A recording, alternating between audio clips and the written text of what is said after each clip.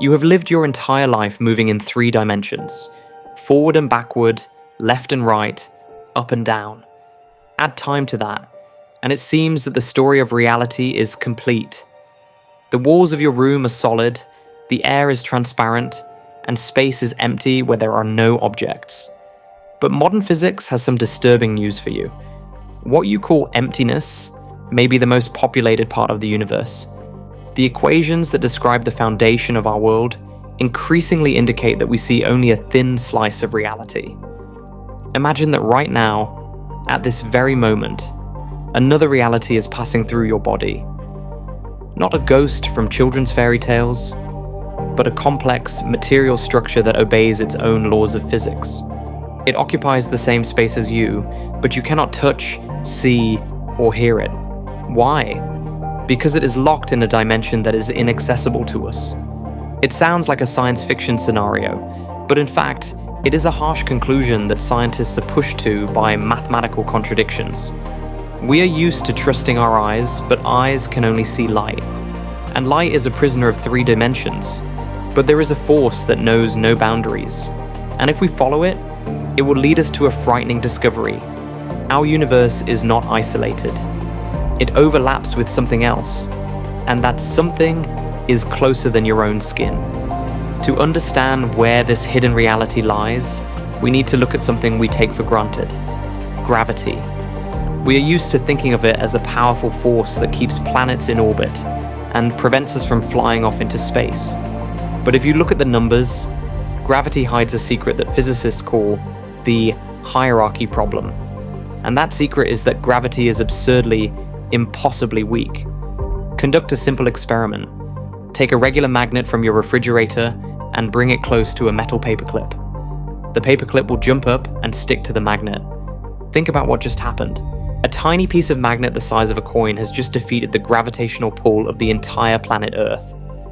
The entire gigantic mass of the Earth, mountains, oceans, iron core, pulls the paperclip down, and the small magnet pulls it up, and the magnet wins. The difference in strength between electromagnetism and gravity is a number with 39 zeros.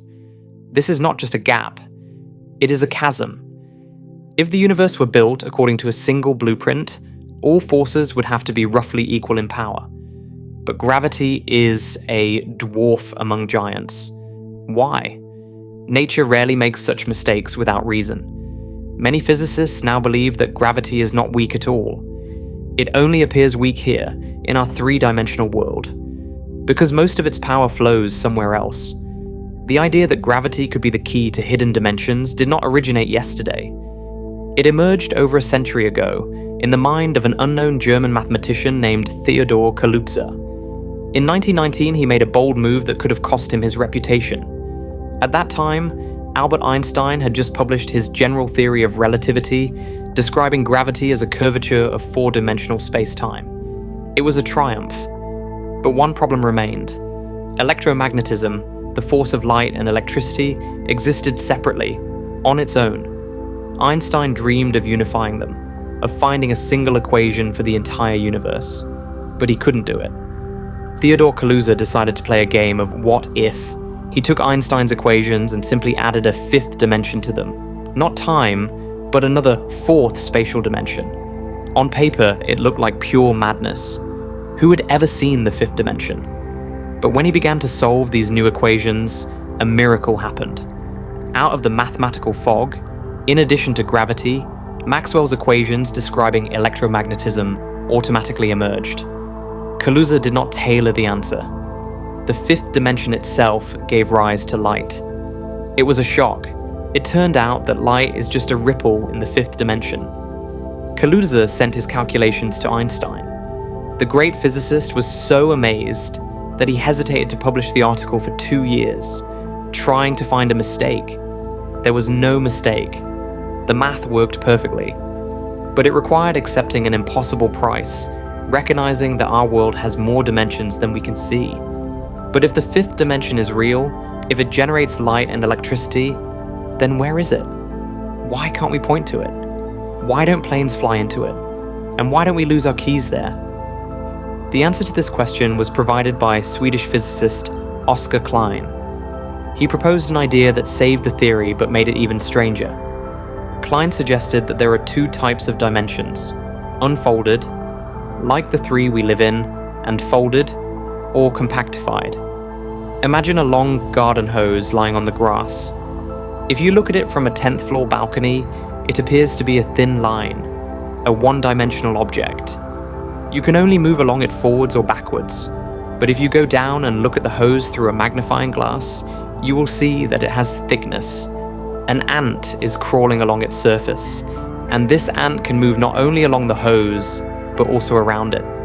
For the ant, the around dimension is just as real as the along dimension. Klein said that our universe is like that hose. We are giants looking down from a balcony. We only see three large dimensions, but at every point in space, in every atom of your body, there is a tiny extra dimension, a loop. It is so small, billions of times smaller than an atom, that we fly through it without even noticing. We are locked in our enormity, unable to squeeze through this hidden tunnel. This idea, called the Kaluza-Klein theory, was beautiful, but it was forgotten for half a century, until physics reached an impasse from which there was no other way out. By the end of the 20th century, physics was split in two. We had general relativity to describe stars and galaxies, the big, smooth world, and we had quantum mechanics for atoms and particles, the small, grainy, chaotic world. Separately, they worked great. Your GPS navigator uses Einstein's theory, and your smartphone uses quantum mechanics. But there was one problem. They hated each other. As soon as physicists tried to combine them into a single theory to describe, for example, a black hole or the moment of the Big Bang, the equations exploded. They produced meaningless results: infinite energy, infinite curvature, probabilities greater than 100%. It was a mathematical cry for help. Gravity, smooth and calm, refused to play by the jerky rules of the quantum world. It seemed as if nature had gone mad. Either Einstein was wrong, or quantum mechanics was incomplete, or we were missing something fundamental in the very structure of space. Scientists needed a mediator, someone who could reconcile these two warring empires. And when that mediator was found, he did not come alone. He brought with him an entire army of new dimensions. String theory became this intermediary. The idea was revolutionary. Stop thinking of particles as dimensionless points. Instead, imagine that every electron, every quark inside you, is actually a tiny, vibrating thread of energy. A string. Just as a guitar string can produce the notes A or B depending on how it vibrates, these cosmic strings give rise to different particles. One vibration, and you get a photon. Another, and you have a graviton, the particle of gravity. Suddenly, the chaos disappeared. The strings smoothed out the rough edges, and the math worked. But there was one catch, and it was huge. When physicists wrote down the equations of motion for these strings in our familiar three-dimensional space, the theory fell apart. It predicted things that cannot be, such as particles with imaginary mass moving faster than light. To eliminate these anomalies, the equations needed more space for vibration. The string could not play its melody in the confines of 3 dimensions. Physicists began adding measurements on paper. 4? No, it doesn't work. 5? Still errors. 6? Not enough. And only when they reached 10 dimensions, 9 spatial and 1 temporal, did the equation click into place. The anomalies have disappeared. The symmetry became perfect. Understand, this was not the scientist's choice. No one woke up in the morning with the desire to invent 6 extra worlds. It was the dictates of mathematics. The equations stated categorically, either the universe is 10-dimensional, or string theory does not exist. And since this is the only theory capable of unifying gravity and quanta, we had to accept this frightening fact. We live in a 10-dimensional world, but we only see the tip of the iceberg. Accepted. I increase the density of detail, deepen metaphors, and add scientific context to reach a volume of 3,000 characters per bit. Now that we have accepted the daunting necessity of these extra 6 dimensions, the next question arises. What do they look like? Our intuition suggests simple shapes, spheres, cubes, perhaps tori. But nature is much more sophisticated at this level. String theory mathematics tells us that these extra dimensions are curled up into incredibly complex, multi-dimensional knots that physicists call Calabi-Yau manifolds. These are not just chaotic lumps of space, they are elegant, rigorous geometric structures, riddled with holes, tunnels, and loops, twisted into each other. Imagine a crumpled sheet of paper, but crumpled according to the rules of higher mathematics so that it forms a perfect 6-dimensional crystal. And the most amazing thing here is that these shapes are everywhere. At every point in the empty space in front of your nose, inside every atom of your body, these invisible origami hang. Why is this important to you? Because the shape of these hidden dimensions is the code that programs our reality. Imagine a string as a stream of air and a hidden dimension as a musical instrument. If you blow into a trumpet, you get one sound. If you blow into a saxophone of the same length but a different shape, the sound will be completely different. Similarly, when a tiny string vibrates inside a Calabi-Yau space, the shape of that space causes it to sound a certain way. One note, and we see an electron. Another note, and a quark appears. A third, and a neutrino. The mass of particles, their charge, the forces that govern them. All of this is determined by the geometry of that hidden world that we cannot see. If you could take these invisible dimensions and bend them a little, change their shape, our entire universe would change instantly. Atoms would disintegrate, stars would go out, or conversely, gravity would become a repulsive force. We exist in this form only because somewhere deep in the fabric of reality, these hidden knots are tied in this way and no other. We are music played by space on strings stretched within these invisible forms. So we have a multi-dimensional stage and strings playing the music of matter on it. But how does this explain the main mystery? The shameful weakness of gravity? Why does a magnet defeat the Earth? The answer lies in how exactly the strings are attached to reality. In the mid-1990s, the second superstring revolution gave us the concept of branes, short for membranes. According to this picture, our visible universe is a 3-dimensional brane, a huge surface floating in a multi-dimensional space that physicists call the bulk, or the volume. We, all our light, and all atoms are firmly glued to this brane. Imagine that you are a fly stuck to a sticky tape hanging in the middle of a huge room. You can crawl along the tape, but you cannot fly away. Why? Because the strings that make you, light and electromagnetism, are open. They have 2 ends, and those ends are firmly pinned to our Brane. They cannot leave its surface. Electromagnetic force is strong here because it is locked in here. But gravity is an exception. The graviton, the particle that carries gravity, is, according to theory, a closed string. It is a ring. It has no ends to attach to the Brane. The graviton is free. It can travel anywhere. As soon as a gravitational wave is born, most of its energy does not remain on our Brane, but instantly flies away into the cold emptiness of the Borka, into those very extra dimensions. We feel only the pitiful remnants of the power that was originally there. Gravity seems weak not because it is weak, but because it is the only force capable of leaving our world.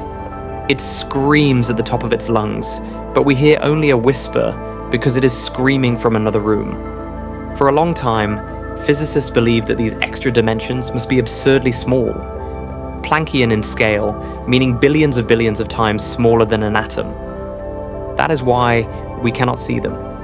But in 1998, 3 physicists, Nima Arkani-Hamed, Savas Dimopoulos, and Gia Dvaliniashvili, turned the table by proposing a bold idea known as the ADD model. They asked a provocative question. What if we are wrong about the size? What if the extra dimensions are actually huge? In particle physics, huge can mean a fraction of a millimeter.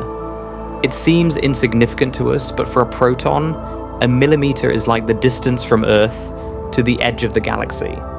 The ADD model suggests that additional dimensions may be as small as a poppy seed, or even larger. Why don't we notice them?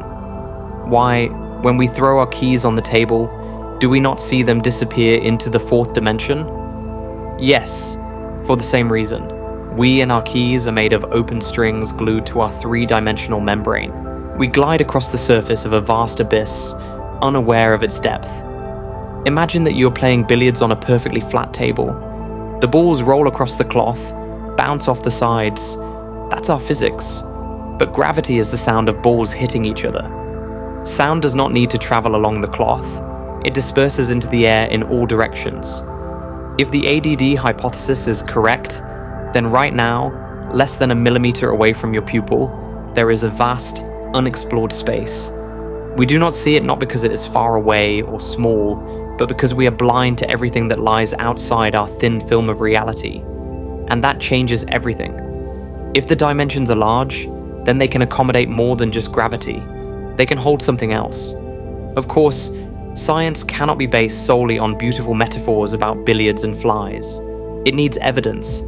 If gravity really does leak away at the millimeter scale, then Newton's law of universal gravitation, which we learn in school, must be violated at very small distances. The force of attraction should become sharper and more aggressive as soon as we approach the leakage limit. To test this, scientists have created some of the most accurate instruments in human history.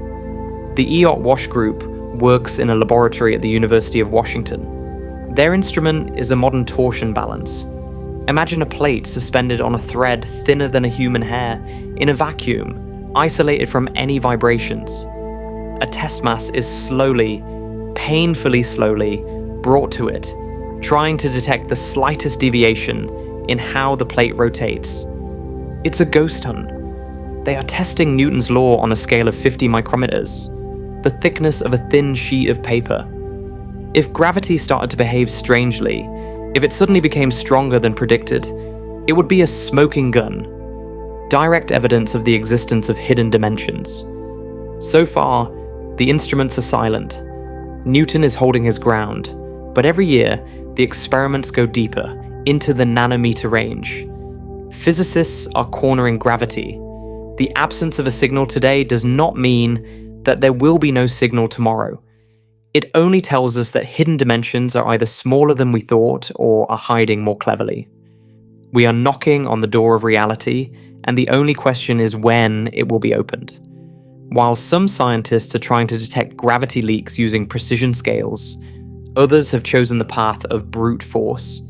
They decided not to wait for nature to reveal its secrets, but to kick down the door. I am talking about the Large Hadron Collider at CERN. Here, in a 27-kilometer ring underground, protons are accelerated to speeds close to the speed of light and collide with tremendous energy, recreating the conditions of the first moments of the universe. What are physicists looking for in the debris from these collisions? They are looking for theft. In physics, there is a law that is considered sacred, the law of conservation of energy. The amount of energy in the protons before the collision should be the same as that recorded by the detectors after the collision. Energy can be converted into mass, heat, or light, but it cannot disappear. However, if the theory of extra dimensions is correct, then a graviton or other exotic particle may be born during a collision of ultra-high energies, which will instantly, in a fraction of a nanosecond, leave our Brane and fly away into the bulk. For detectors, this will appear as a violation of the law. The energy was there, and now it is gone. A hole in the balance sheet. This is called missing transverse energy. The detectors will see a stream of particles flying in one direction, but nothing flying in the other direction to balance it out. As if an invisible hand had caught the shard and carried it away to another world. There is also a chance that the collision will create a microscopic black hole, which will immediately evaporate. So far, the collider has not given a clear signal, but it has shown us that if these measurements exist, accessing them requires keys of incredible energy. We continue to ring the bell, and with each new ring, the bell gets louder. Let's pause for a second and turn the board upside down. We've been talking about leakage into that space, about how our gravity goes into hidden dimensions, making them something like a bottomless well for us. But if gravity is a bridge, then movement across it is possible in both directions. If our gravity can touch the beam, then objects in the beam can touch us with their gravity. And here, curiosity gives way to a cold shiver.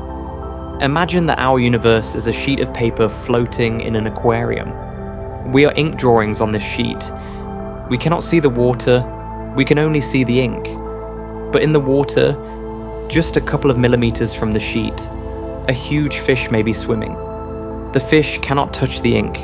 It cannot reflect light in such a way that we, flat drawings, can see it. But its movement creates waves that bend our sheet. We will feel our world shaking as an unknown force pulls us aside, distorting our trajectories.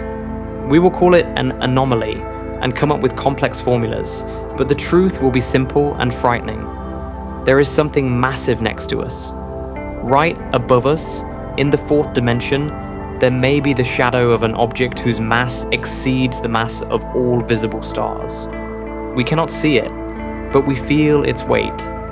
This feeling of an invisible giant in the room is not paranoia. It is a direct consequence of Brane theory, and astronomers have long seen traces of this giant. They call it dark matter, but perhaps they are giving the wrong name to what is actually a gravitational echo of a neighboring reality.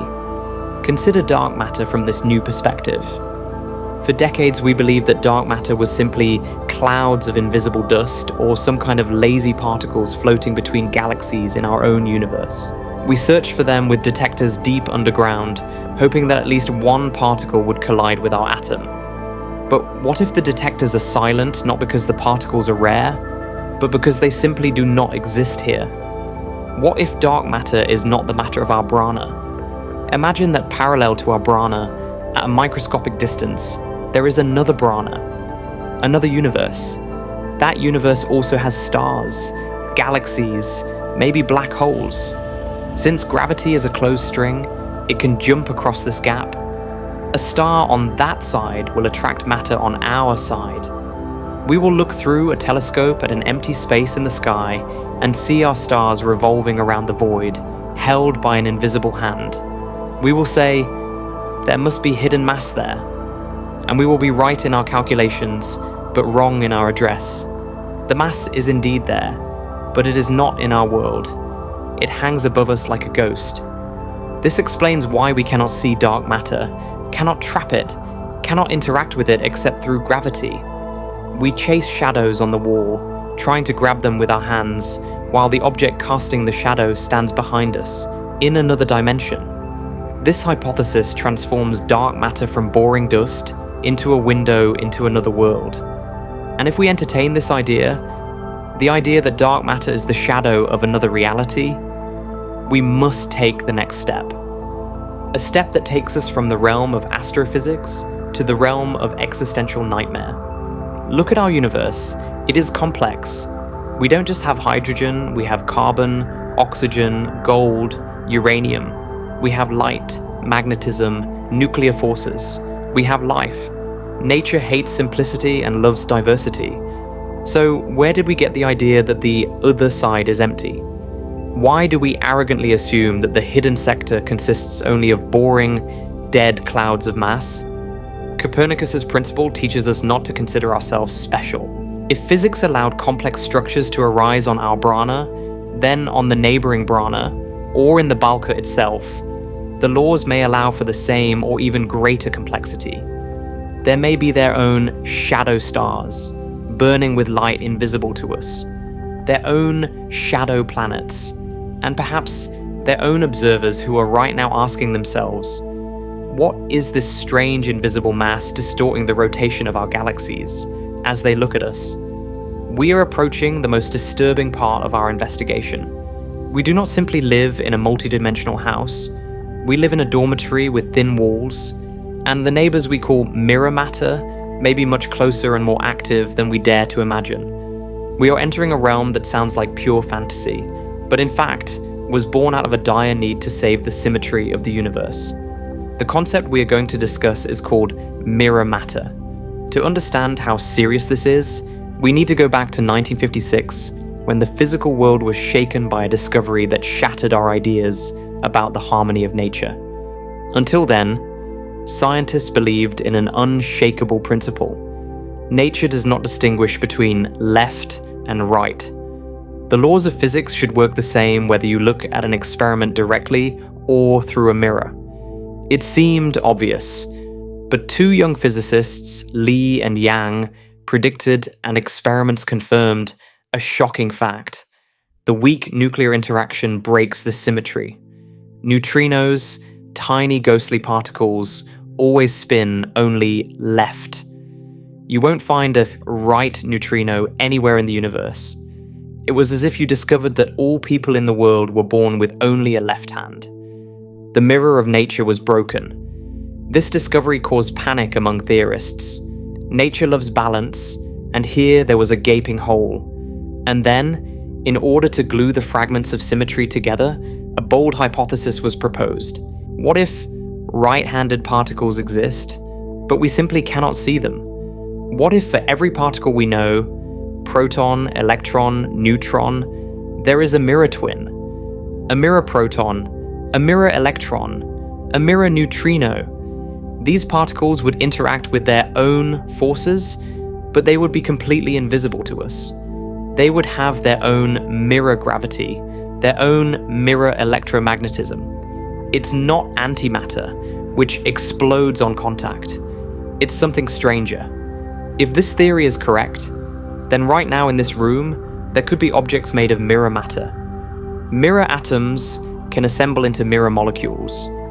You could walk through a mirror wall and feel nothing, because your electrons would not repel its electrons. Your hands would pass through it as if through fog. But gravity, and this is the key point, is common to both worlds.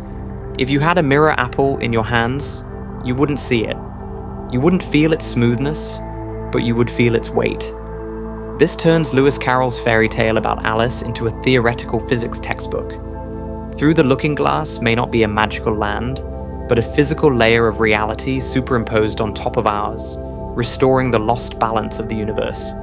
Skeptics may say, this is a beautiful mathematical fairy tale to calm the nerves of physicists, but where is the evidence? Where have we seen this invisible matter passing through walls? The answer to this question was obtained in 2006 thanks to a cosmic event known as the Bullet Cluster. This is the scene of the crime, where nature has left us the clearest imprint of invisible reality. Astronomers pointed telescopes, including Chandra and Hubble, at the catastrophic collision of two giant galaxy clusters, crashing into each other at a speed of 10 million kilometers per hour. What did we see? We saw how ordinary matter behaves. Hot gas, which makes up most of the visible mass of clusters. When the gas clouds collided, they slammed into each other, slowed down, heated up to millions of degrees, and began to glow in the X-ray range. It was like a head-on collision between two trucks. Debris, heat, and a sudden stop. The gas remained at the center of the crash site. But when scientists used the gravitational lensing effect to see where the bulk of these clusters were located, they saw something impossible. The gravitational centers of mass did not stop. They passed through each other like ghosts and flew away, leaving the hot gas behind. This was a direct observation of the separation of matter and gravity. The thing that carried most of the mass, dark or mirror matter, did not notice the collision at all. It did not interact with the gas or with itself through electromagnetism. It simply slipped through the obstacle as if it were not there. Photographs of the bullet cluster where hot gas, visible matter, is marked in pink and the reconstructed gravity map, invisible matter, is marked in blue have become an icon of modern astrophysics. The blue areas moved forward while the pink ones remained stuck. This is proof that the ghost sector is real. It exists, it has enormous mass, and it is completely indifferent to our world. passing through our most violent catastrophes without even slowing down. And here we must pause and ask the question that most people are afraid to voice. We know that this hidden matter exists. We know that there is 5 times more of it than our own. We know that it gathers in huge clouds. But why have we decided that it is primitive? In the standard cosmological model, dark matter is considered cold and collisionless, just boring gravitational filler. But what if this simplification is wrong? In recent years, theoretical physicists have begun to develop models of the complex dark sector. The idea is simple. If the mirror sector has its own mirror protons and electrons, then it must also have its own mirror electromagnetism. Physicists call this dark light. If they have their own light, then they have a way to cool down. Ordinary matter was able to gather into stars and planets only because it could emit light and lose energy. If dark matter can also emit dark light, then it can also contract. It can form dark stars around which dark planets revolve. On these planets, rivers of dark liquid may flow and winds of dark gas may blow. They may have their own dark chemistry, a complex periodic table of invisible elements that react with each other. Where there is complex chemistry and stellar energy, life is possible. We are talking about the shadow biosphere hypothesis. These are not aliens living on Mars. These are creatures that can live here on Earth or pass through Earth, inhabiting their own invisible planet whose orbit intersects with ours. We share the same space, but live in different electromagnetic spectra. To them, we are ghosts they pass through without noticing. To us, they are emptiness. But imagine the complexity of their world.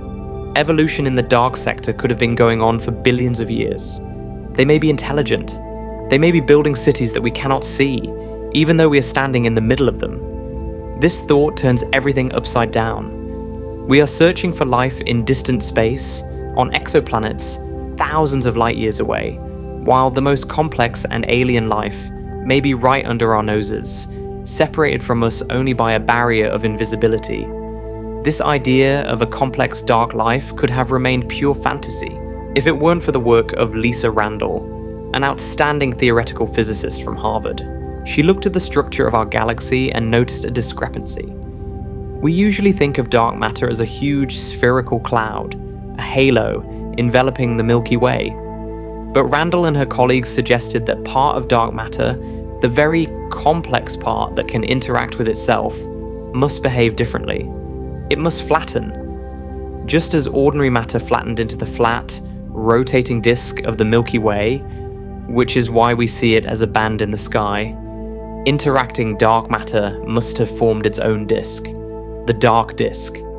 And the most intriguing thing about Randall's calculations is that this dark disk must lie inside our visible galactic disk, but be much thinner and denser. Imagine a sandwich. 2 thick buns are the halo of ordinary dark matter. A lettuce leaf is our visible Milky Way with stars and us, and a thin slice of cheese inside the lettuce is the super dense dark disk. We live inside this sandwich, and our solar system is not standing still. It revolves around the center of the galaxy, but it does not do so in a perfect straight line. It swings up and down like a horse on a carousel, diving through the galactic plane and popping back up again. And this is where Randall's theory becomes truly frightening. She has calculated that when the sun passes through this dense dark disk, through this invisible layer of cheese, the gravitational effect there is so strong that it can destabilize the edges of our solar system. This is not just abstract astrophysics. It is the mechanism of a cosmic clockwork that could explain the most terrifying catastrophes in Earth's history. Take a look at the history of mass extinctions on Earth. Paleontologists have long noticed a strange, ominous pattern. The death of all living things is not accidental. It happens with frightening regularity, approximately every 30-35 million years. The extinction of the dinosaurs 66 million years ago. The Eocene-Oligocene extinction 34 million years ago. It's as if someone set an alarm clock. For a long time, scientists could not find the reason for this cycle, but the dark disk hypothesis provides an answer that makes your blood run cold. The 35 million year cycle coincides perfectly with the time it takes for the solar system to swing up or down and pass through the dense layer of dark matter at the center of the galaxy. What happens at this moment? The sun dives into the dark disk. The enormous, invisible gravity of this sector begins to pull objects at the farthest reaches of our system, in the Oort cloud. This is a giant graveyard of icy comets that usually lie dormant, but the gravitational kick of the dark disk knocks them out of their orbits. Millions of comets begin to fall into the solar system. The bombardment begins. Earth turns into a shooting range. The extinction of the dinosaurs, the famous Chicxulub crater, according to Lisa Randall, was a direct result of our encounter with shadow reality. We didn't just collide with a rock from space, we collided with an invisible barrier in the structure of the galaxy, and that barrier threw a rock at us. This means that dark matter is not a passive observer. It is an active participant in our evolution. It kills dominant species, clearing the way for new ones. We humans appeared in the interval between these encounters, but the sun continues its motion. We are approaching the dangerous layer again. Our invisible neighbors are not malicious, but their gravitational breath is deadly to us. We live on a powder keg, and the 35 million year long fuse is already burning out. But if we live side by side with this invisible universe, if it can hurl comets at us, then a logical question arises. Are we completely isolated? Is gravity really the only way to communicate? Theoretical physicists studying the Brane structure believe that the barrier between worlds is not a solid concrete wall. Rather, it is a poorly insulated partition through which whispers can be heard. In particle physics, there is a concept known as kinetic mixing. It describes a mechanism whereby particles from our world and particles from the dark sector can momentarily transform into each other using quantum tunneling. Imagine two radios tuned to different stations. Normally they play different music and do not interfere with each other. But if the frequencies of the stations are very close, or if there is interference on the air, the signal from one station can break through to the speaker of the other. You will hear fragments of the other stations broadcast through your music. In our reality, the role of this interference is played by a hypothetical particle called the dark photon. A dark photon is the equivalent of our light in a mirror world. It is usually invisible to us, but theory predicts that from time to time, very rarely, a dark photon can spontaneously turn into a normal photon, and vice versa. This creates a tiny, unstable bridge between worlds. This means that the darkness of that world is not absolute. Energy can seep through. If there is a powerful energy release in the mirror sector, the explosion of a dark star or a particle collision, some of this dark light can pass through kinetic mixing and flash in our world as ordinary light. We will see a flash out of nowhere. We will detect a radio signal that has no source. We are looking for aliens in deep space, sending signals to other stars, but perhaps the most important contact is happening right here, through a quantum window that sometimes opens. Let's go even further. If dark photons can turn into ordinary ones, what would the human eye see at the moment of such a transformation? Imagine, you're walking along a deserted road at night. In the mirror sector, which is in the same space, a clump of high-energy dark plasma flies by. Perhaps it is the engine of their spacecraft, or perhaps it is a natural phenomenon, such as dark ball lightning. This object is invisible to us, but due to kinetic mixing, a small part of its energy leaks into our spectrum. What will you see? You will see a glowing ball hanging in the air. It can change color, pulsate, move at speeds impossible for inertia, because the physical source of this object is in another dimension and is not subject to our air resistance. It can suddenly disappear when the mixing channel closes, or pass through a mountain. For centuries, we called such phenomena will-o'-the-wisps, or ghosts, and in the 20th century we began to call them UFOs, or UAPs, unidentified anomalous phenomena. Skeptics say, "This can't be. Radars don't see anything solid.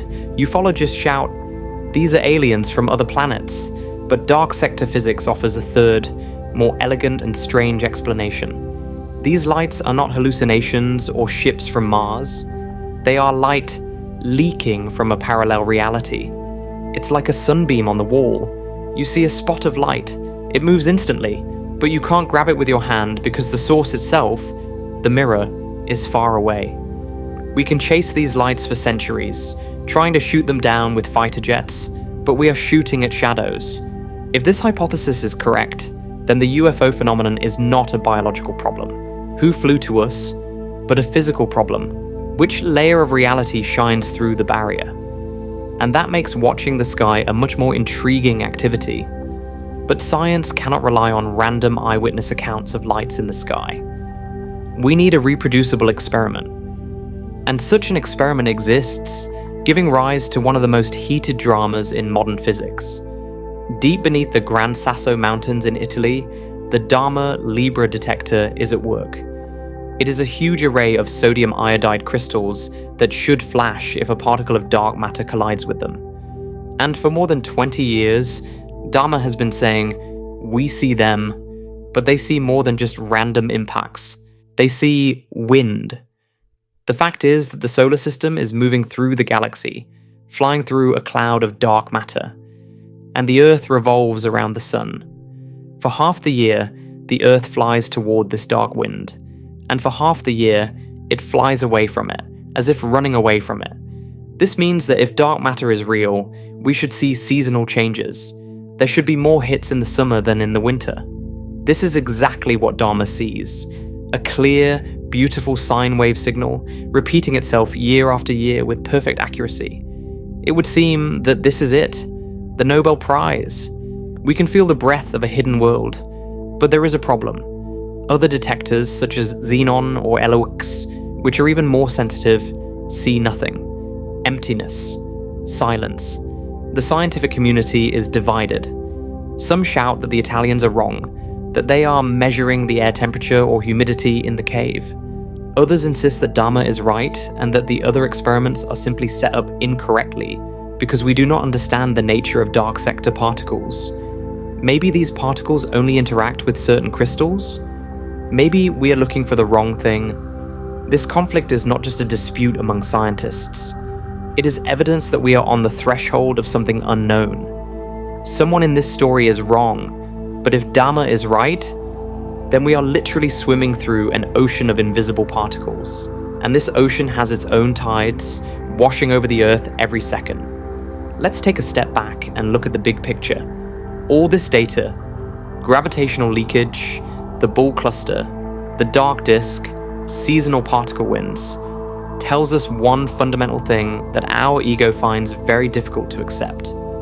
We are used to thinking of ourselves as the main characters in the universe. We think that matter is something we can touch. Rocks, water, air, our bodies, everything else is just emptiness between us. But modern cosmology ruthlessly destroys this illusion. If we look at the energy balance of the universe, ordinary matter, the baryons that make up you, me, the Earth, and all the stars we see, accounts for only 5%. 5%. Dark matter accounts for 27%. Dark energy accounts for 68%. Think about that. We are a minority. We are a statistical error. We are the margins of reality. The universe is not made of us. It is made of darkness. Imagine the ocean. A vast, deep, dark ocean. And on the surface of this ocean floats a thin film of foam. This foam is our visible world. We live in the foam, study the foam, and arrogantly declare that the ocean is empty because we see nothing but bubbles. But real life, real mass, real history of the universe happens there, in the depths, in the hidden sectors. The Copernican principle once shifted the Earth from the center of the solar system. Now physics is shifting our very matter from the center of reality. We are not the norm. We are a rare, luminous exception in a world that belongs to shadows. And this realization should not cause fear, but reverential awe. How vast is the world if we see only 5% of it? So far, we've been talking about them, about hidden matter, mirror particles, neighbors who live in extra-spatial dimensions. It's scary, but it still fits in our heads. There's us, and there's them behind the wall. But what if the rabbit hole goes much deeper? What if the hidden reality is filled not with monsters and dark stars, but with us, other versions of us? Here we come to the most dizzying turn in our investigation. We leave the solid ground of astrophysics and enter the shaky fog of quantum mechanics.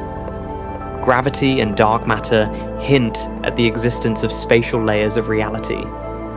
But quantum mechanics screams about the existence of probabilistic layers. What if overlapping reality is not a place where aliens live, but a place where your unrealized possibilities live? A place where you made a different choice? A place where you didn't click on this video? The theories we will discuss below suggest that these alternative histories do not disappear. They exist physically, overlapping each other, occupying the same space but vibrating in different phases. We are moving from the dark universe to the multiverse. And believe me, the ghosts we will meet here are much scarier because they have your face. How can we even connect gravity and quantum worlds? It would seem that they are completely different things, but there is a connection. Remember Brane's idea? We said that we live on a membrane, but quantum mechanics adds a detail to this. This membrane is not rigid.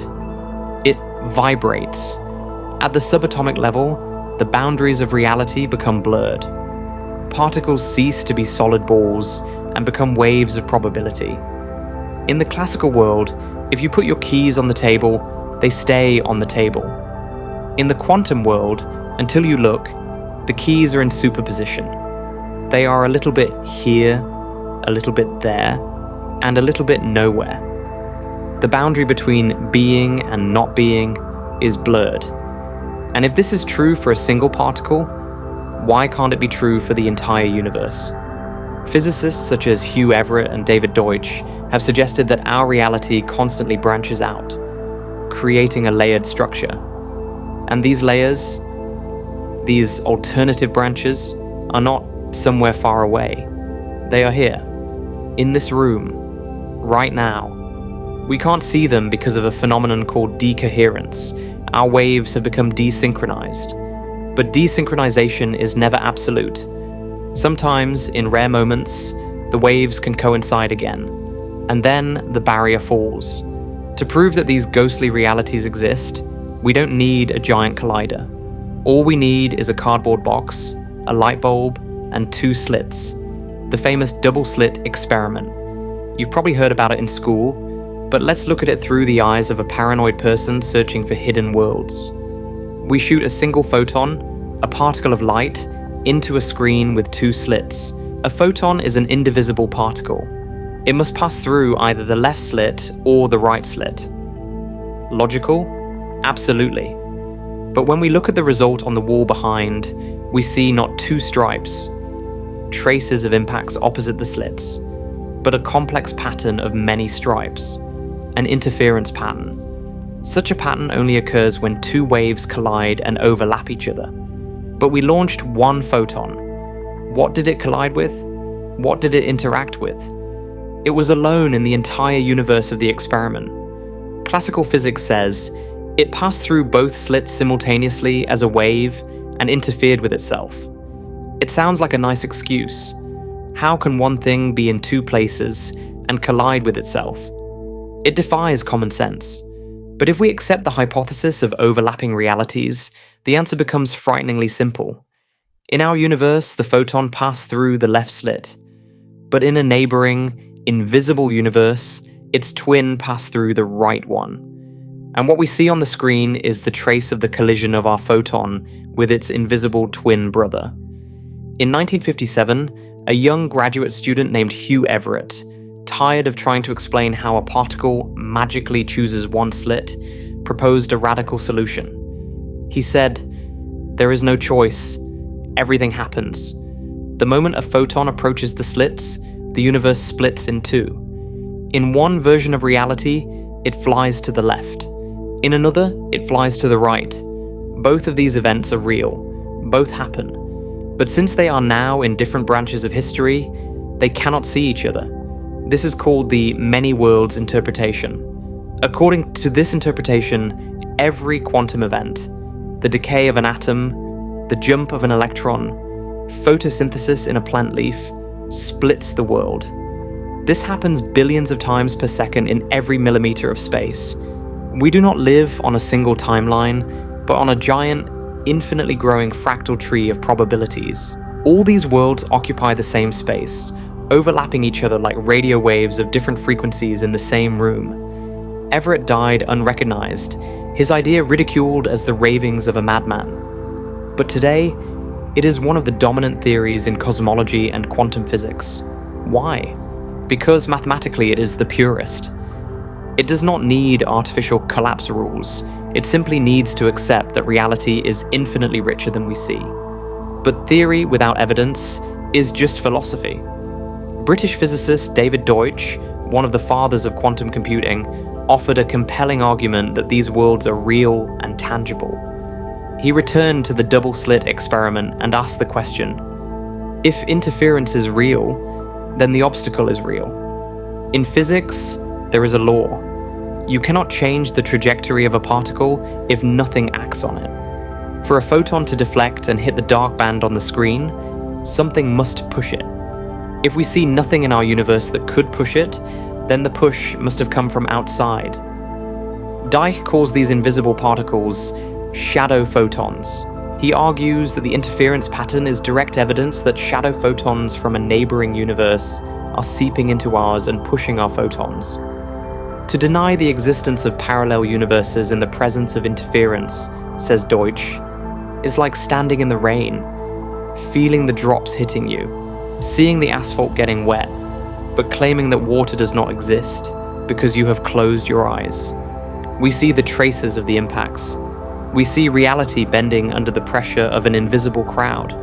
And if photons can push through the boundaries of worlds, what happens when those boundaries start to thin for larger objects? For information? For our memories? Welcome to Act 3, where physics starts to drive us crazy. Accepted. I'm switching to deep dive narrative mode. This means that every bit will be expanded into a full-fledged, detail-rich story. We don't just mention experiments, we go through them with the viewer, delving into the nuances, historical context, and philosophical horror. The volume is increased by 2-3 times due to detailing and rhetorical loops. We are entering shaky ground where physics collides with psychology, and confidence in our own past begins to crack at the seams. You've probably heard the term Mandela effect. In pop culture, it's often presented as a funny internet meme. People argue, what were the names of those bears from the children's book, Berenstain or Berenstein? Did the little man from Monopoly have a monocle? Did Darth Vader say, Luke, I am your father? Seemingly trivial things, memory errors. The brain is an imperfect machine. It tends to fill in details, confuse facts, and create false memories, which psychologists call confabulations. But what if the scale of the phenomenon goes beyond simple forgetfulness? The effect got its name when researcher Fiona Bloom discovered that thousands of unrelated people had clear, vivid, detailed memories of Nelson Mandela dying in prison in the 1980s. They remember the news reports. They remember his widow's eulogy. They remember the mass riots. But in this reality, Mandela was released from prison, became president, and died peacefully in 2013. Skeptics say, you're just mistaken. But physicists working with the many worlds interpretation ask a different question. What if you're not mistaken? What if your memories are real, but they belong to a different timeline? Imagine a vinyl record. The turntable needle follows one track. That's our history. But next to it, a fraction of a millimeter away, there is another track, almost identical, but with tiny differences. Usually the needle stays on its track. But what if the record is scratched? What if there is a quantum glitch? The needle may jump to the adjacent groove for a second and then return. Or even worse, it may jump and stay there. In that neighboring timeline, bears were called Berenstein. In that timeline, Mandela died in prison. And if you remember this, it means that your consciousness has retained a cache from the previous version of reality. This ceases to be an amusing curiosity and becomes evidence of a frightening scale. It means that our past is not carved in stone. It is malleable. And millions of people around the world carry fragments of a history in their heads that never existed in this universe. We call it false memory so we don't go crazy. But perhaps these are scars from the collision of worlds. Let's try to establish a theoretical basis for this crazy phenomenon. How is it even possible for two different stories to merge? According to Everett's standard interpretation, once worlds branch off, they diverge forever. They become orthogonal, perpendicular to each other in Hilbert's mathematical space. They must not intersect, see, or feel each other. This is called decoherence. It is a wall that protects our sanity. However, modern research in quantum computing and information theory suggests that decoherence is not an instantaneous process or an absolute barrier. It is more like a fog that thickens over time. If two branches of reality diverged very recently, and if they are still very similar to each other, the difference being only in the position of a single atom or a single letter in the title of a book, they can remain in a state of resonance. Imagine two drops of water running down a glass. They move parallel to each other. But if they get close enough, surface tension will cause them to merge into one large drop. Physicists call this recoherence, or the merging of worlds. What happens to the information inside the drop at the moment of merging? It gets mixed up. If the logo was red in one branch and blue in another, the new combined reality must choose one option. But the memories of observers who came from different branches may retain the conflict. It's like rewriting a hard drive. The new version of reality is written over the old one, but some sectors remain untouched. The Mandela effect, from this point of view, is the dead pixels of reality. It is proof that the multiverse is not static. It breathes. Branches constantly diverge and perhaps converge again, rewriting our history in real time. We think that the past is immutable, that it has already happened and is frozen in amber. But quantum mechanics says that the past is as uncertain as the future until we measure it. And if worlds merge, then your yesterday may be replaced by someone else's right now, as I utter this sentence. Does this sound like philosophy? Like a mind game? Then let's turn to the most cursed experiment in the history of quantum physics, which makes even Nobel Prize winners nervously smoke in the hallway. This is the delayed choice quantum eraser experiment. If you want to see the moment when our common sense breaks down completely, look here. The experiment is a complicated version of the two slits. We launch photons, but we do something clever. We entangle each photon with its twin. One flies to the screen to draw a picture, pattern, and the second flies toward detectors that can tell us which slit the first one passed through. We spy on the particle's path. The rule of quantum mechanics states that if you know the path, which slit the photon flew through, the interference disappears. The picture on the screen turns into two boring stripes. If you don't know the path, the interference remains. But this is where the magic begins, bordering on horror. In this experiment, the decision to learn the path or erase this information is made after the first photon has already hit the screen. Think about it. The photon has already arrived. It has already left a mark on the wall. The event in the past has happened. And only after nanoseconds, or years, if we stretch the experiment to cosmic scales, do we decide whether we will look at the trajectory of its twin.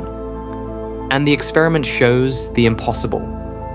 What we do in the future changes how the photon behaved in the past. If we decide to erase the information about the path now, the photon in the past behaves like a wave. If we decide to keep the information, it behaves like a particle.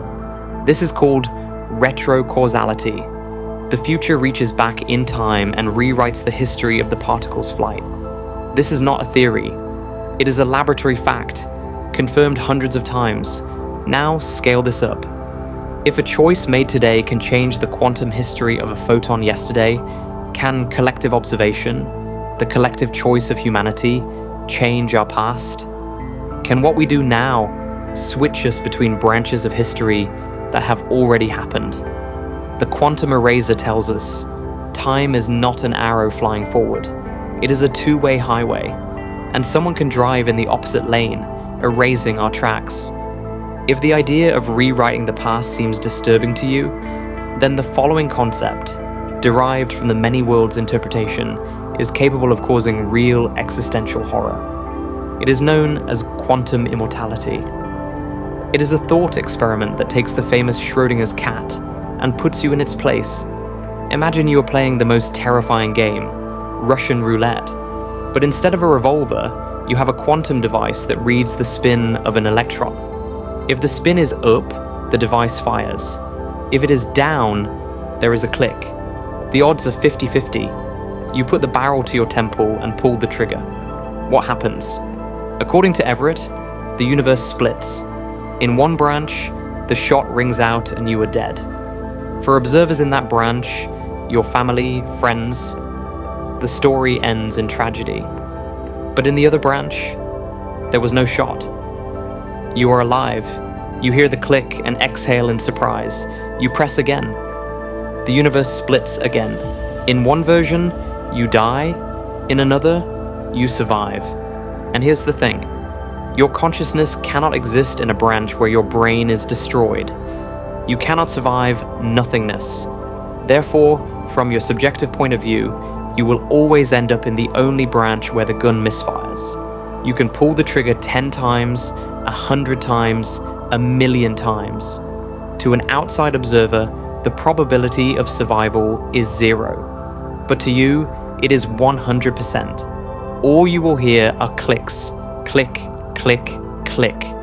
It sounds like a superpower until you realize the price. You cannot die. You are doomed to survive in the most unlikely scenarios. Your loved ones will die around you, the world may collapse, nuclear wars may happen, but your consciousness will glide along the thinnest thread of probability, where you somehow miraculously remain intact. You are locked in the cage of life. And if overlapping realities exist, then perhaps every time you narrowly avoided an accident, every time you miraculously recovered, it was a moment when one of your versions died in a neighboring branch, and your consciousness was forcibly transferred here.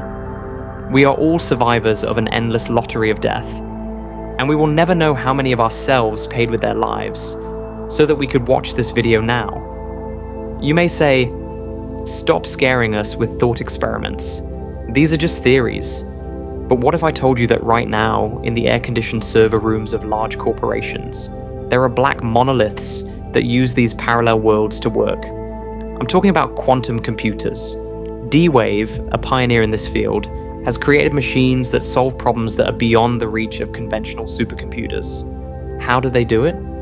A conventional computer works with bits, 0 or 1. A quantum computer works with qubits, which are in a superposition of 0 and 1 at the same time. But where exactly do these calculations take place? Geordie Rose, founder of D-Wave, once gave an explanation that sounds less like a technical report and more like a speech by a Lovecraftian villain. He said, "Imagine that parallel universes are real. Our machines are capable of penetrating these realities, extracting computational resources from them, and dragging the answer back into our world." He called it exploiting the multiverse. When a quantum chip heats up and starts working, it literally creates billions of copies of itself in neighboring branches of reality. Each copy checks its own version of the solution to the problem.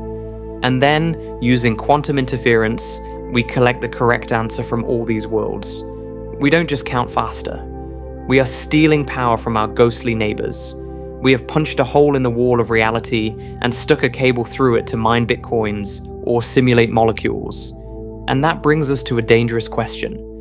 If we open the door to retrieve information, what might come through? We are accustomed to thinking that contact with another intelligence will begin with a saucer landing on the White House lawn. But what if contact has already occurred in the silicon heart of a quantum processor? We are creating systems whose complexity exceeds our understanding and connecting them to an infinite ocean of alternative realities. We are playing with fire, the nature of which we do not even understand. And the shadows that are beginning to gather around our technologies may be the first harbingers that we have knocked on the wrong door. We marvel at the power of quantum computers, but let's ask the question that any cybersecurity expert would ask. What happens when you open a port to an unknown network? If Geordie Rose is right, and these machines really do extract information from parallel realities, then we have created a two-way communication channel. We send a request there, and a response comes back. But is it only a response? In biology, there is a principle. Isolation saves species. Oceans and mountains separate populations, preventing viruses from destroying all life at once. In cosmology, the role of such oceans is played by decoherence, a mechanism that separates quantum branches. By destroying this barrier for the sake of computation, we may be violating the universe's main quarantine. Imagine that one of the neighboring branches of reality is infected not with a biological virus, but with an information virus, or that the physical constants there are slightly different. By opening a quantum tunnel, we risk contaminating our reality. This may manifest itself not as an explosion, but as strange malfunctions in technology, inexplicable errors in DNA code, or even changes in the structure of the matter surrounding the quantum processor. We are behaving like children who have found their parents' walkie-talkie and started calling everyone in a row, without thinking about who might hear and answer. Techno-optimists say, "This is progress." But paranoid physicists whisper, "This is an open window in a plague barracks." We don't know who lives on the other side of the calculations, or whether their physics is friendly to ours. But what if quantum computers aren't the only devices capable of touching other worlds? What if the most perfect device for this is right now inside your skull? For a long time, neuroscientists considered the brain to be simply a complex calculator. Neurons transmit electrical signals, chemistry creates feelings. Everything is wet, warm, and classic. There is no place for quantum effects there. They are instantly destroyed by heat.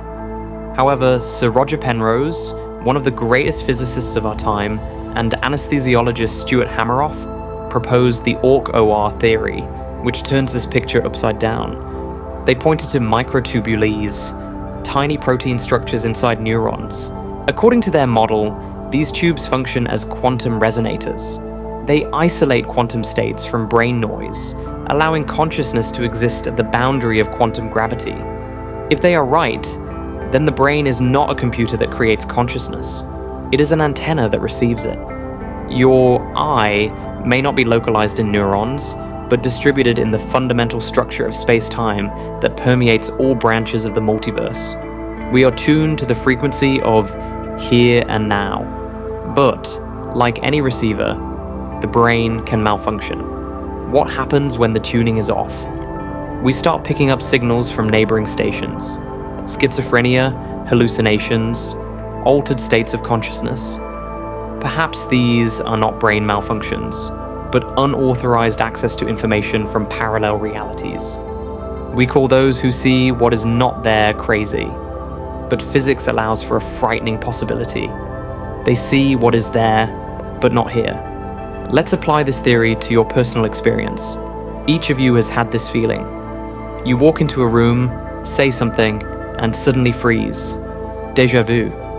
I've been here before. I've seen this before. The feeling is so strong that it makes your head spin. Doctors explain it in a boring way as a delay in the signal between the hemispheres of the brain. One eye saw it before the other, and the brain recorded it as a memory. But in the context of overlapping realities, deja vu takes on an ominous meaning. This is the moment of physical friction between Brane. Imagine that you and your copy in a parallel branch are doing the same thing simultaneously. At that moment, the boundaries between worlds thin, and a short circuit occurs. For a split second, you receive a video stream from your doppelganger's eyes. You remember this because it really just happened to you, but in a neighboring dimension. But there are things that are even scarier. Jamais vu, when the familiar becomes unfamiliar, or Capgras syndrome, when a person is convinced that their loved one has been replaced by an identical copy. Psychiatry considers this to be delusional. However, if there are many brains, and they can intersect, then perhaps replacement is not delusional? What if, in moments of quantum instability, consciousness can jump into the body of a doppelganger in a neighboring branch? You wake up and your wife is the same, but different. The coffee tastes different. The light falls differently. You feel like a stranger in your own life. It's the perfect plot for a horror movie, but quantum mechanics doesn't rule out such jumps. It only says that they are unlikely.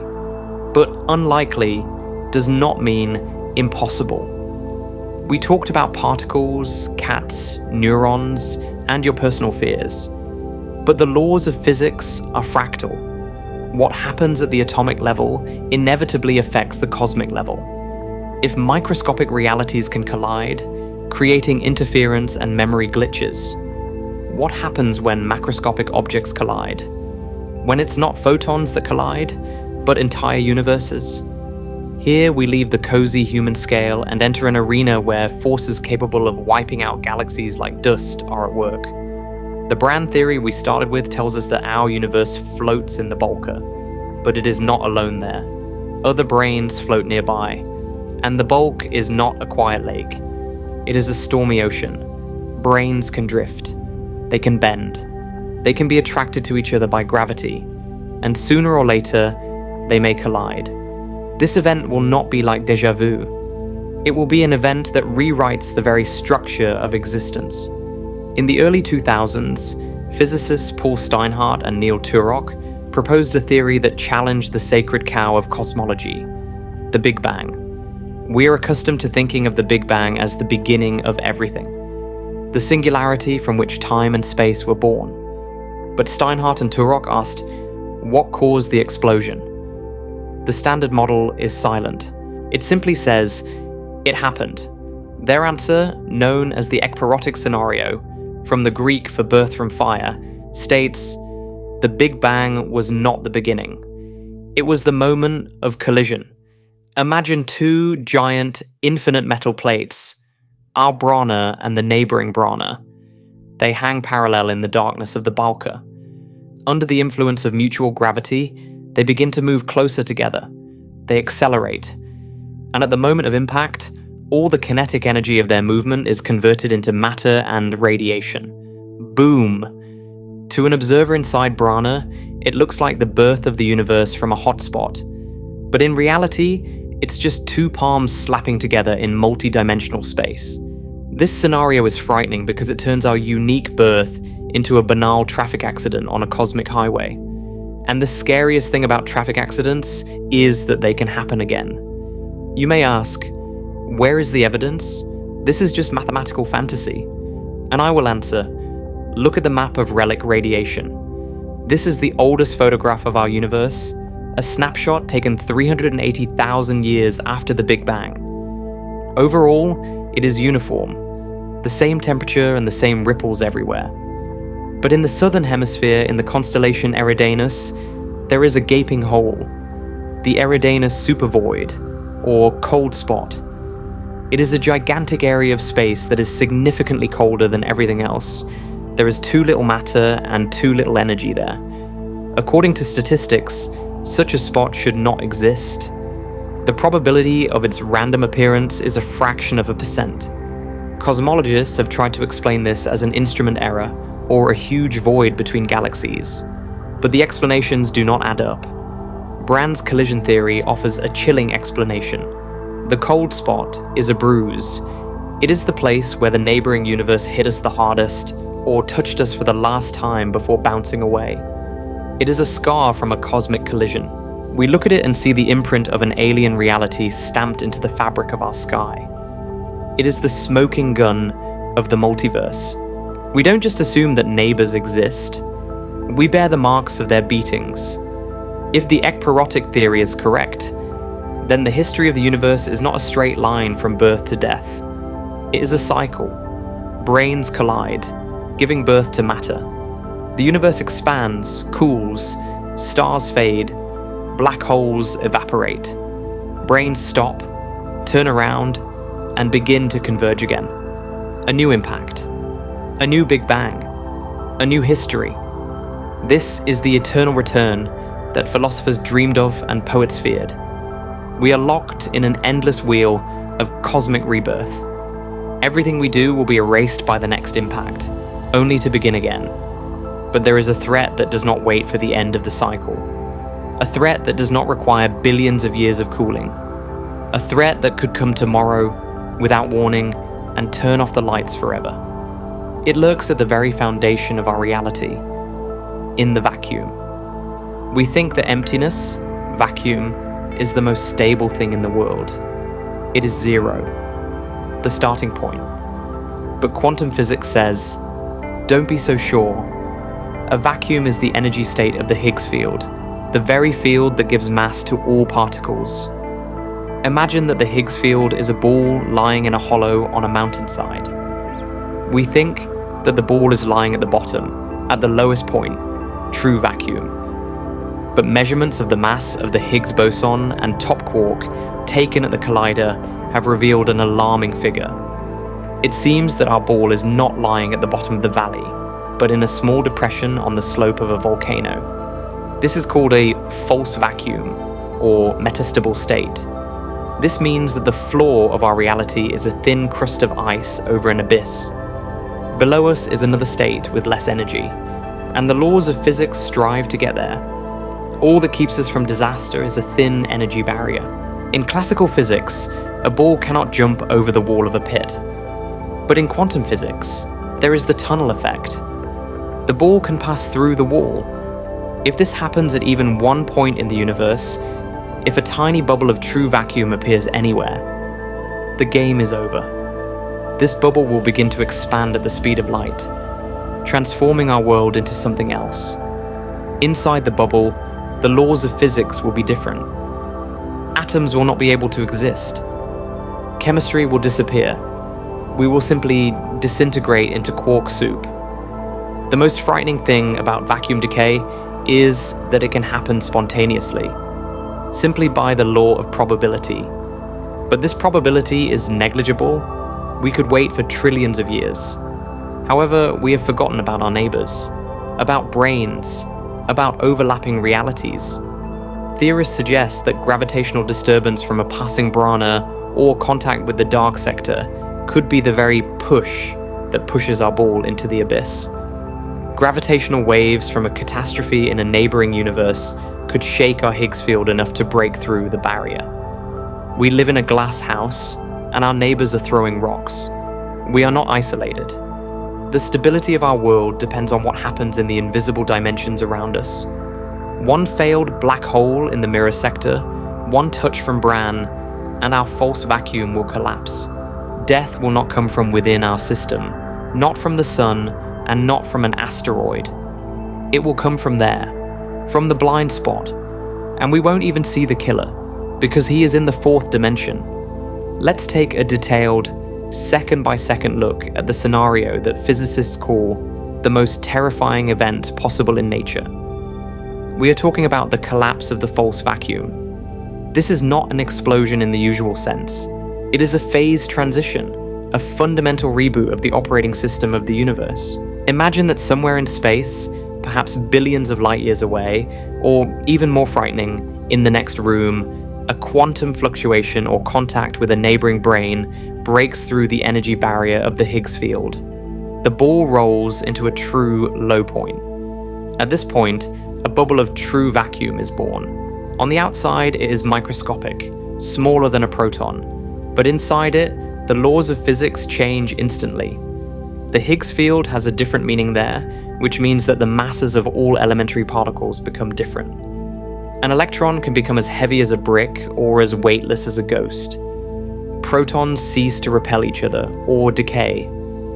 Chemistry, the ability of atoms to bond into molecules, ceases to exist inside this bubble. Matter as we know it becomes impossible. This bubble begins to expand. And since it is a quantum and massless process, its wall moves at the speed of light. The absolute speed limit in the universe, this creates a unique paradox of horror. You will never see this bubble approaching. The light carrying information about its existence travels at the same speed as the wall of death itself. You can look through a telescope directly at the impending catastrophe, but you will only see calm stars, because photons from stars travel directly in front of the shockwave, like surfers on the crest of a tsunami. What will a person feel when the wall passes through the Earth? Absolutely nothing. It is the most merciful and at the same time, the most nightmarish death. The nerve impulse from your skin to your brain travels at a speed of about 100 meters per second. The vacuum decay wall moves at a speed of 300,000 kilometers per second. By the time your eyes begin to register the decay of atoms in the air in front of you, your brain will no longer exist as an orderly structure. Your atoms will decay into quark-gluon plasma faster than a synapse can transmit the signal, "I'm in pain," or "I'm scared." In 1 millisecond, you exist. You think, love, breathe. In the next, you are gone, and you never were. Your matter is simply reformatted into a different physics, where there is no life, no consciousness, no memory. It's like formatting a hard drive. The data is not damaged, it just disappears, replaced by zeros. The universe continues to exist, but it is already a foreign universe, cold, dark, and sterile, where there is no place for us or our stars. But there is a tiny, ghostly hope for warning, a hope based on the subtlest properties of space-time, which we are only beginning to understand. I said that light cannot outrun the decay bubble. That is true, but light is not the only messenger in the universe. We have gravity, and although gravitational waves also travel at the speed of light, in some exotic models of interaction, Brane, gravity may behave differently. Remember what we talked about in Act 1. Gravity can cut through extra dimensions, through the bulk. If the vacuum collapse catastrophe was triggered by a collision of universes or an event in a neighboring Brane, then the gravitational rumble from that event may reach us slightly earlier than the wall of death itself, moving along our three-dimensional sheet. It's like putting your ear to a railroad track. You hear the rumble of the train long before you see it, or hear the sound through the air, because metal conducts sound faster. The bulk is our railroad track. Right now, LIGO and Virgo detectors are operating in Louisiana and Washington state, as well as in Italy. These are giant laser rulers several kilometers long that detect vibrations in space smaller than the size of a proton. They usually listen for black hole mergers, but theoretical physicists predict that before the phase transition of the vacuum, space may begin to crackle. We may hear a specific spectrum of gravitational waves, the death rattle of the universe collapsing somewhere far away. An alarm will sound on the monitors. Computers will display a red zone. Humanity may have a minute, an hour, or even a day. But here's the real tragedy, worthy of an ancient drama. What will we do with this knowledge? We cannot build an ark because the sea itself is collapsing. We cannot run away because there is nowhere to run. Space is collapsing everywhere. We will know that the end is inevitable, and all we can do is watch the clock, waiting for the moment when the lights go out. This knowledge will not save our bodies, but perhaps it will give us a chance to say goodbye. Or conversely, it will plunge civilization into the final chaos of absolute panic. If freezing to death from vacuum decay seems too abstract, cosmology has another scenario for you.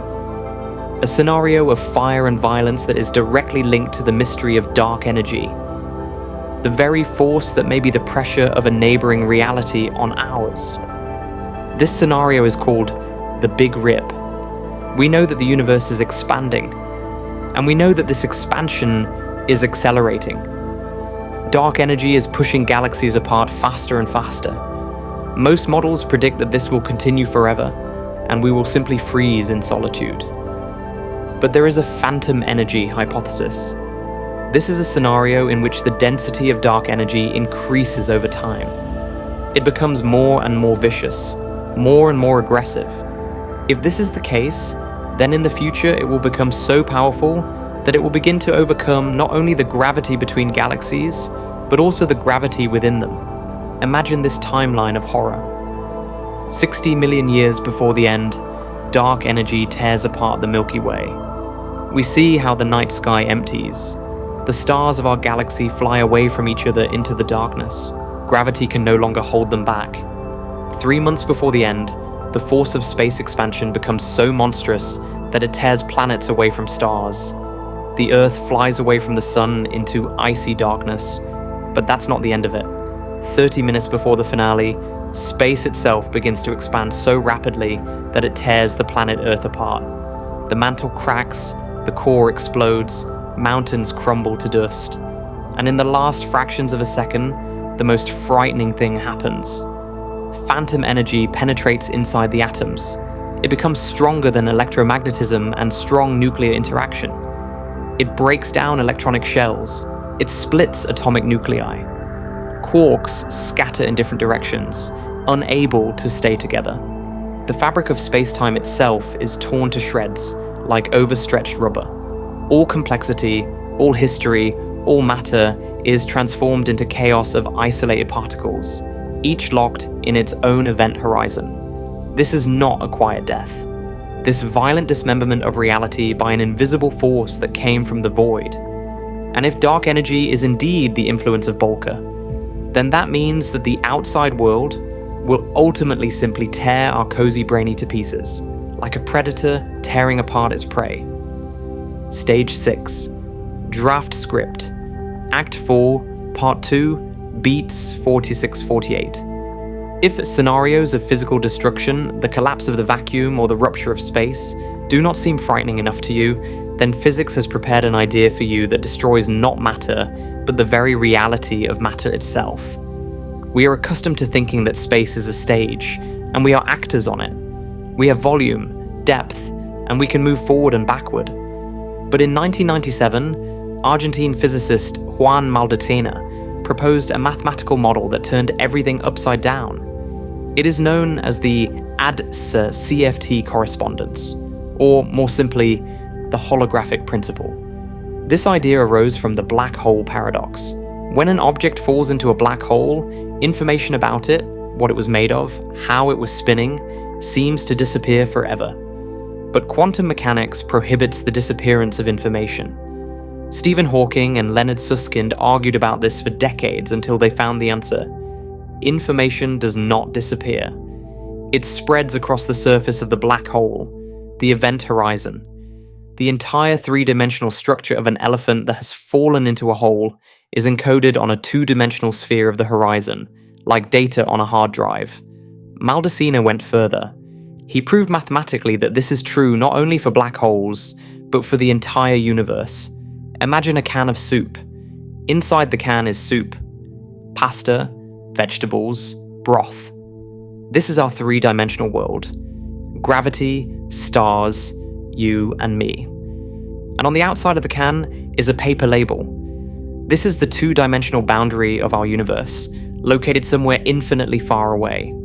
The holographic principle states that all the information needed to describe the three-dimensional soup is completely recorded on the two-dimensional label. Think about what that means. It means that the third dimension, depth, is an illusion. It is a hologram. Real physical processes only occur at the distant 2D boundary, in the very balka we talked about. There, at the edge of reality, quantum fields interact without gravity, and we, our volume, our bodies, our sense of space, are just a projection of these interactions. We are not solid bodies. We are pixels on a movie screen. If someone out there at the boundary turns off the projector or scratches the film, our world will not simply perish. It will disappear like a dream, because it never existed in the form in which we perceived it. We are shadows that imagine themselves to be objects. If we are holograms, what is gravity? Why do we feel weight?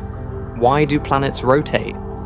We began this scenario with the question of why gravity is so weak, and why it leaks into other dimensions. But in 2010, Dutch theoretical physicist Erik Verlinde proposed an answer that makes the ground feel like it's slipping away beneath our feet. He said, "Gravity doesn't exist."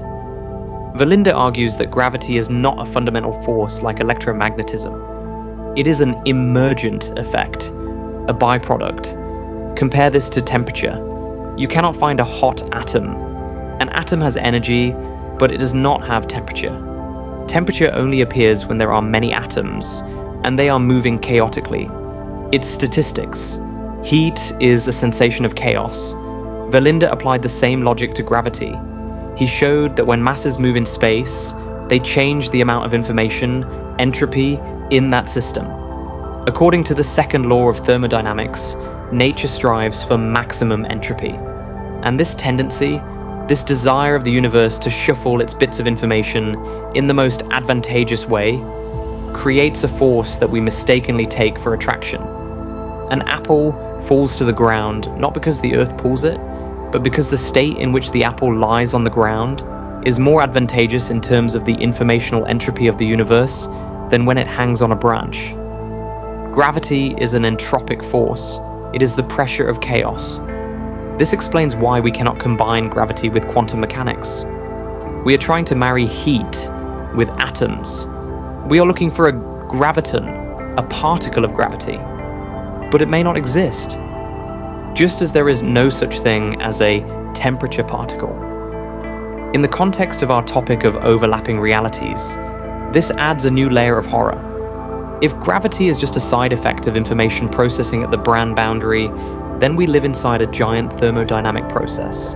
We are condensation on the wall of a refrigerator, and the hidden reality we are looking for is not just the next room, it is a source of computations, the side noise of which is all of our physics. Now that we have broken down the universe into atoms, turned it into a hologram, and declared gravity to be an illusion, we have one last step to take into the abyss of solipsism. A step that calls into question your very existence. In an infinite universe or multiverse ruled by entropy, chaos is the norm. Order is a rare, incredible accident. Your body is order. The earth is order. The stars are order. The probability that atoms randomly assembled into a star is negligible. The probability that they assembled into a living cell is even smaller. And the probability that they assembled into 14 billion years of coherent history of the universe is a number that cannot be written down. Austrian physicist Ludwig Boltzman realized something frightening back in the 19th century. If we wait long enough, random fluctuations in chaos can create anything, but simple things are created more often than complex ones. It is much easier to randomly assemble a functioning human brain from atoms than an entire universe with billions of galaxies and people. This brings us to the Boltzmann-Brane paradox. Statistics say that if our universe is eternal and infinite, then the vast majority of observers in it must be not biological beings that have undergone evolution, but solitary brains that have spontaneously arisen in the void. A brain that assembled itself from cosmic dust in a single second.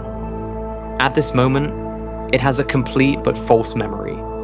It remembers a childhood it never had. It remembers turning on this video. It sees the room around it, smells coffee, hears my voice, but none of this is real. It is a hallucination caused by the random arrangement of neurons. In a second, the fluctuation will break down and the brain will disappear back into chaos. Why does this matter to you? Because you cannot prove that you are not him. Your entire life, all your memories, all your confidence in the reality of the world around you may be just a flash in eternal darkness. If the multiverse is real, then there must be trillions of times more Boltzmann brains in it than real people.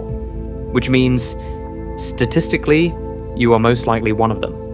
Right now, you are hanging in absolute emptiness, hallucinating this scenario, and in a moment, darkness. Before you fall into complete panic, let me throw you a lifeline. The Boltzmann-Brane paradox is a flawless logical trap, but it has a weak spot, and that weak spot is boredom. Look around you. Look at your watch. The second hand moves rhythmically. Gravity continues to pull you down at the same rate as yesterday. If you drop a cup, it will break, and the pieces will not come back together. If you were a Boltzmann brain that emerged from chaos, your hallucination would be unstable. In a world of maximum entropy, order is an anomaly. The probability that your hallucination would maintain strict, unchanging laws of physics for decades is 0. A spontaneous brain would see flashes, chaotic images, nonsense, and immediately disintegrate. But your world is stable. The sun rises every morning. Mathematics works. The past is consistent with the present. This boring predictability of the universe is your main proof of reality. It tells us that we are not random fluctuations. We are the product of a long, consistent process of evolution that began with a state of incredibly low entropy, the Big Bang. We did not arise from chaos, but from order. This brings us back down to Earth. You are real. Your past is real. But this salvation comes at a price.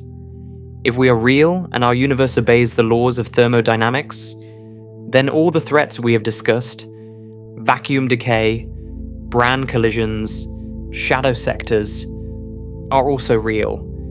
We cannot dismiss them as the bad dreams of a lonely mind. We are real observers on a real Titanic, and the icebergs in the dark water around us are not hallucinations, but physical objects that we will have to deal with. Now let's take a step back and look at the tapestry we've been weaving for the last 3 hours. Taken separately, each of these ideas seems like an exotic hypothesis.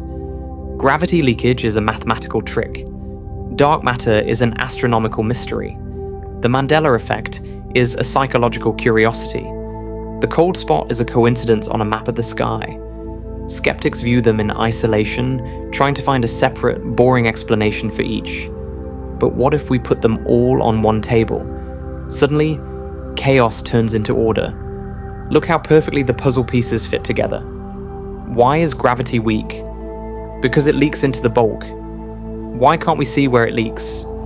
Because dimensions are compactified or we are glued to the Brane. What is in this bulk? Shadow matter. How do we feel it? As excess gravity, which we call dark matter. Why does it seem so complex and organized? Dark disk. Because it is a mirror reality with its own chemistry. How does it interact with us? Through gravitational waves and kinetic mixing, dark photons. What do these interactions lead to at the quantum level? To the interference of worlds and probability failures, Mandela, Deja vu. What do they lead to at the cosmological level? To cyclical collisions, epiropsis, and scars in the sky, cold spot. These are not 10 different mysteries. This is one mystery. These are different symptoms of the same disease of space-time, overpopulation. All the evidence points to the same conclusion.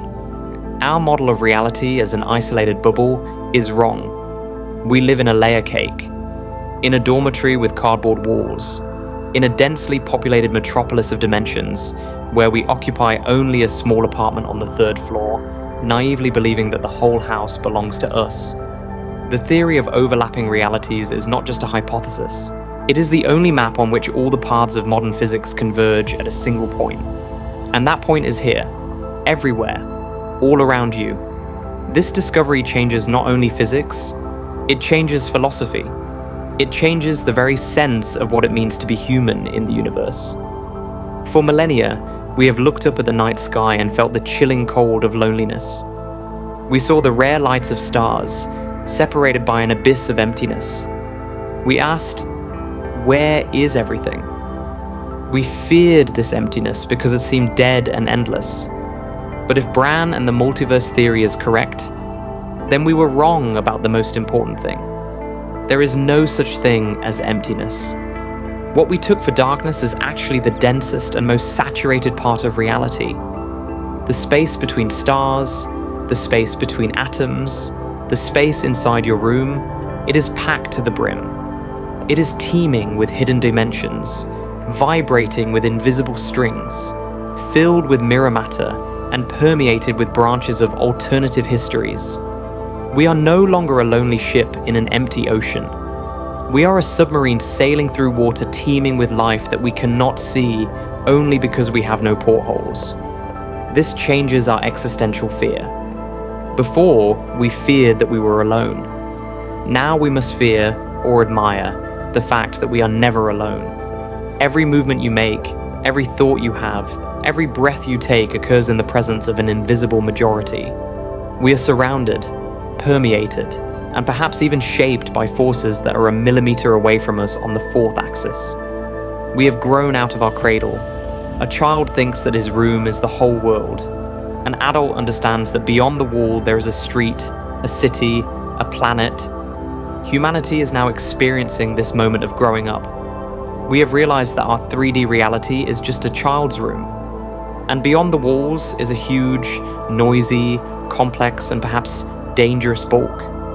And we are just learning to open the door. But let's allow ourselves to cast aside our fears for a moment and look beyond the horizon. What if we are not victims of this hidden architecture, but its future architects? The entire history of humanity is a history of harnessing invisible forces. We harness the wind, then steam, then electricity, then the atom. Each time we opened Pandora's box, and each time we learned to use its contents. If extra dimensions are real, then they are not just a curious fact. They are the holy grail of future engineering. Imagine a civilization that has learned not only to peer into the bark, but to manipulate it. For such beings, the concept of distance would lose its meaning. In our 3-dimensional prison, to reach Alpha Centauri, you need to fly for 4 years at the speed of light. But if you know how to enter the 5th dimension, you can simply stitch 2 points in space together. This is the principle of a wormhole, the Einstein-Rosen bridge. In Brane's theory, it is literally a puncture of the membrane. You do not fly through space, you step through it, using the higher dimension as a cut. Energy? The problem will disappear.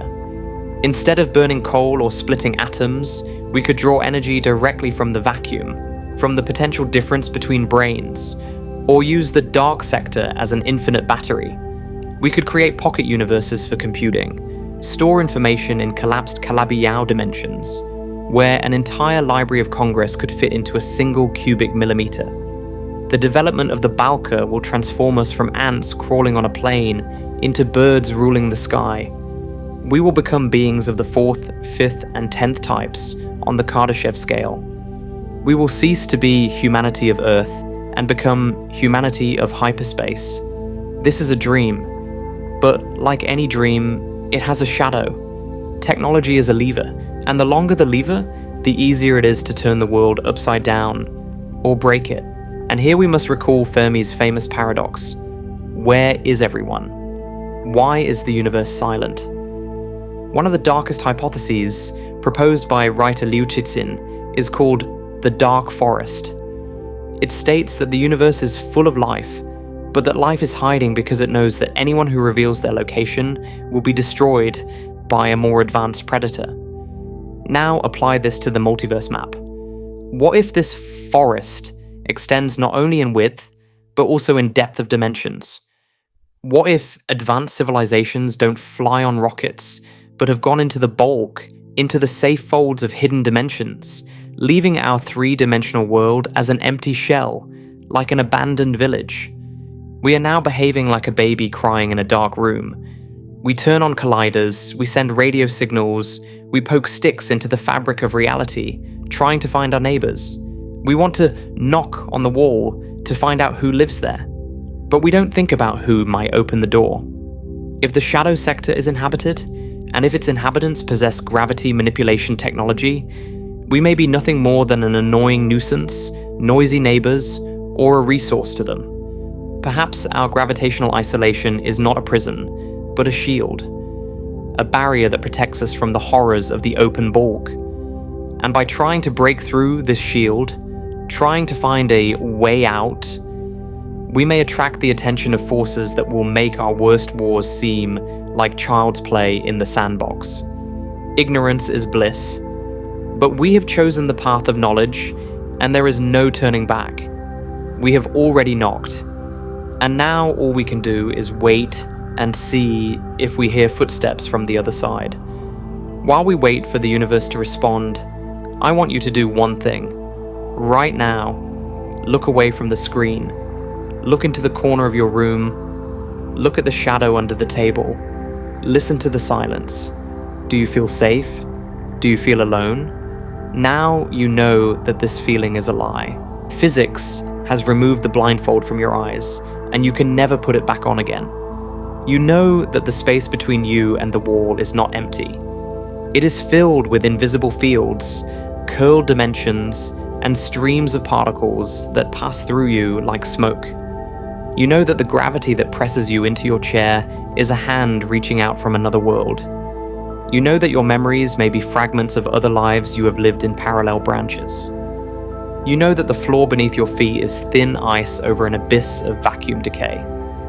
Those strange sounds in an empty house, that movement in your peripheral vision when you turn around and there's no one there, that dizzying feeling of deja vu, you used to chalk it up to nerves.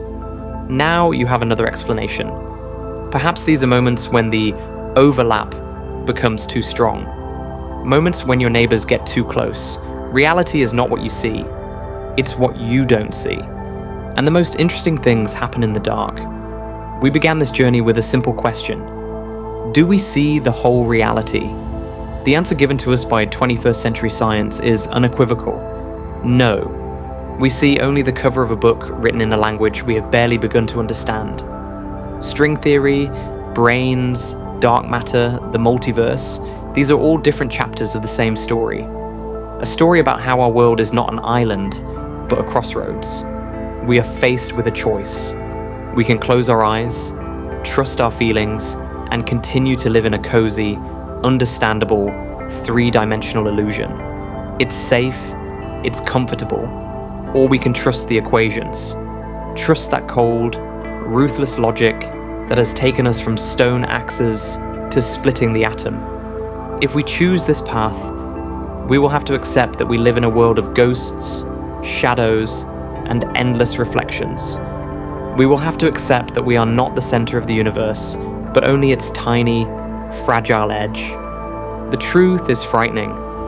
It makes us small, but it also makes us great, because we are the only species that, trapped in 3 dimensions, has found the courage to open our minds to 10. So, what do you believe more? What your eyes see, or what gravity whispers to you from the darkness? Good night, and try not to think about who might be sleeping in the next Brane.